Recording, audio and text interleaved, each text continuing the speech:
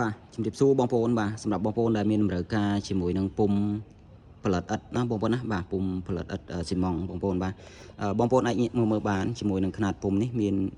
2ຂະຫນាតណាបងប្អូនបាទຂະຫນាតពុំមាន2ຂະຫນាតមានខាងក្នុងជ្រុងជាមួយនឹងខាងក្នុងមូលបងប្អូនបាទពីរនេះបងប្អូនចង់បានមួយណាក៏បានបាទពីរហ្នឹងគឺຂະຫນាតតែមួយណាបងប្អូនណាຂະຫນាតតែមួយຂະຫນាត8 18 38ដូចគ្នាណាបាទគ្រាន់តែថាវាខុសគ្នាជ្រុងខាងក្នុងបាទជ្រុងខាងក្នុងណាមានជ្រុងមានមូលណាបងប្អូនណាបាទពុំនេះគឺយើងអាចប្រើប្រាស់បានច្រើនបាទយើងផលិតឥដ្ឋបានច្រើនណាបាទក្នុងមួយបេស៊ីម៉ងយើងអាចបាន50 60ដុំបងប្អូនបាទមួយបេស៊ីម៉ងបងប្អូនអាចវាយបាន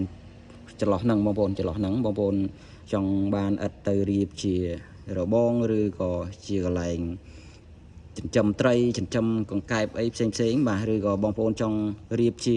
វីឡាទឿក៏បានរៀបជាបន្ទប់ជួលក៏បានណាបងប្អូនណាគឺប្រភេទឥដ្ឋហ្នឹងគឺរៀបបានច្រើនបាទសម្រាប់ប្រភេទឥដ្ឋបាទ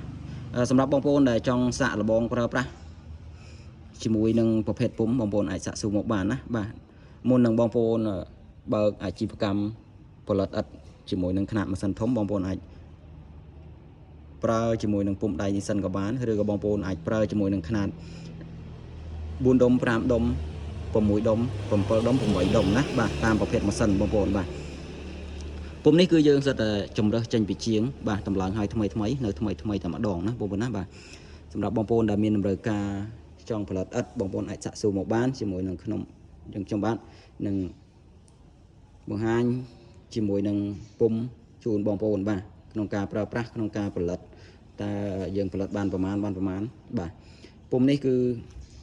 ຂະຫນាត8 18ណាបងប្អូនបាទ8 18 38បញ្ជាក់ឡើងវិញគឺ8 18 38បាទដោយតែពុំម៉ាស៊ីនដូចគ្នាទេបងប្អូនបាទដោយតែពុំម៉ាស៊ីននេះពុំម៉ាស៊ីនណាបងប្អូនណានេះខាងនេះពុំម៉ាស៊ីនបងប្អូន